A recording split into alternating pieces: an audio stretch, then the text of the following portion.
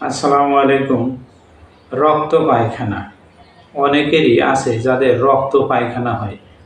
আসলে রক্ত পায়খানা এটা যখন পায়খানা ফেরে তখন পায়খানার সাথে রক্ত আসে এবং এটা প্রায় আসে বা নিয়মিত এই রক্তটা আসে এবং এটা মিশ্রিত রক্ত, অর্থাৎ ময়লার সাথে মিশ্রিত থাকে। যাদের এই রক্ত পায়খানা হয় তাদের কিছু ট্রিটমেন্ট আছে। এছাড়াও আপনার অ্যালোপ্যাথিকও ট্রিটমেন্ট আছে এটা, কিন্তু আপনি যদি মনে করেন যে না, আমি প্রাকৃতিক উপায়ে আমার এই রক্ত পায়খানা বন্ধ করব, তাহলে আপনি মনোযোগ সহকারে যদি এই ভিডিওটা দেখেন, ইনশাল্লাহ রক্ত পায়খানা থেকে নিরাময় হয়ে যাবে।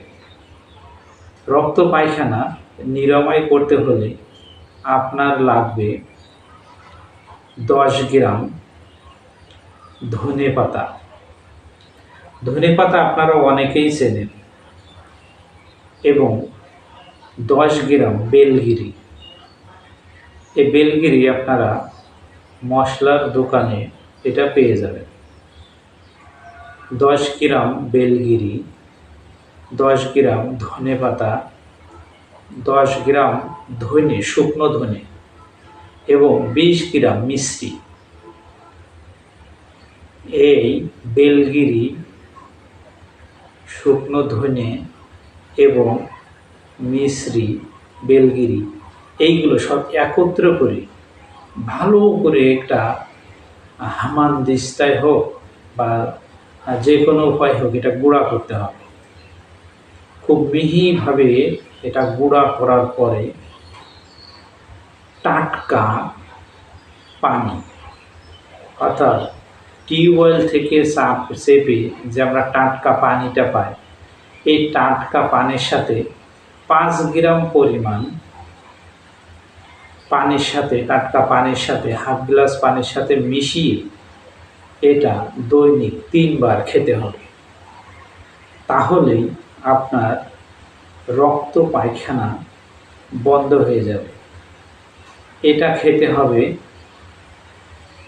10 থেকে 15 দিন। আমি উপায়টি আর একবার বলে দিই। 10 গ্রাম বেলগিরি, 10 গ্রাম ধনে এবং 20 গ্রাম মিশ্রি, এগুলো একসাথে নিয়ে এগুলো বেটে মিহি করে দিতে হয়, একবার গুঁড়া করে ফেলতে হবে। এরপর এটা গুঁড়া করার পর এটা খাওয়ার উপযুক্ত হয়ে যাবে।